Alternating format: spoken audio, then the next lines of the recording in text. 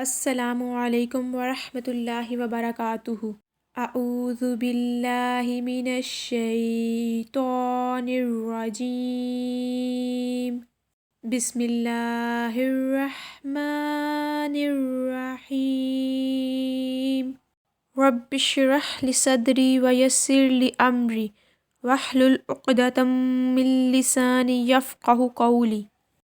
اللہم انی اسألک علما نافعا ورزقا طیبا وعملا متقبلا۔ قرآن مجید کی 14 آیات ایسی ہیں جن کی تلاوت کرنے یا پھر کسی سے سننے کے بعد سجدہ ادا کرنا واجب ہو جاتا ہے، اسے سجدہ تلاوت کہتے ہیں۔ سجدہ تلاوت ادا کرنا سنت ہے، فرض یا واجب نہیں ہے۔ جیسا کہ ایک حدیث میں ہے کہ حضور پاک صلی اللہ علیہ وآلہ وسلم جب سجدہ تلاوت والی صورت کی تلاوت فرماتے تو سجدہ کرتے، اور ہم بھی آپ صلی اللہ علیہ وآلہ وسلم کے ساتھ سجدہ کرتے، حتیٰ کہ ہم میں سے بعض کو اپنی پیشانی رکھنے کے لیے جگہ نہیں ملتی تھی۔ نماز کے باہر سجدہ تلاوت ادا کرنے کا طریقہ۔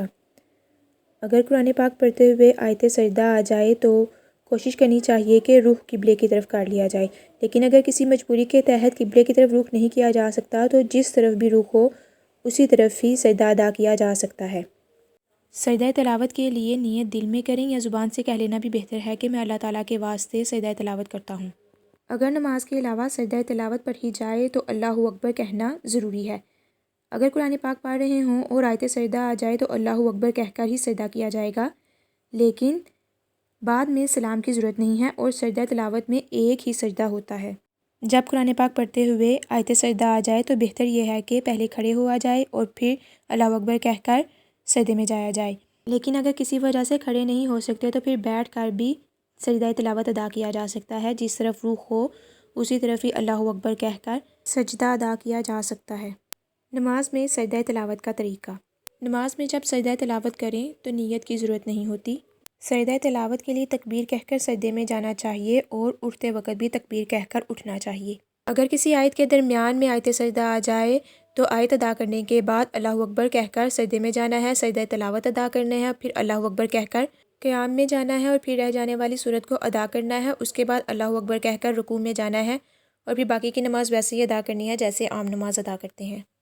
اسی طرح اگر صورت کے آخر میں سجدہ ہو تو سجدہ تلاوت کے لیے پہلے اللہ اکبر کہیں گے، سجدہ تلاوت ادا کیا جائے گا اور پھر اللہ اکبر کہہ کر اٹھیں گے، قیام میں جائیں گے اور پھر تکبیر کہہ کر رکوع میں جایا جائے گا اور پھر باقی کی نماز ویسے ہی ادا کی جائے جیسے عام نماز ادا کی جاتی ہے۔ سجدہ تلاوت کی دعائیں۔ ام المومنین حضرت عائشہ رضی اللہ تعالیٰ عنہا کہتی ہیں کہ رسول پاک صلی اللہ علیہ وآلہ وسلم رات میں قرآن کے سجدوں میں کئی بار یہ دعا پڑھا کرتے تھے۔ سجد وجہی للذی خلقہ وشق سمعہ وبصرہ بحولہ وقوتہ فتبارک اللہ احسن الخالقین۔ میرے چہرے نے اس ذات کے لیے سجدہ کیا جس نے اسے پیدا کیا، اپنی طاقت اور قوت سے اس کے کان اور آنکھ کے سوراخ نکالے، بس برکت والا ہے اللہ جو سب بنانے والوں سے اچھا ہے۔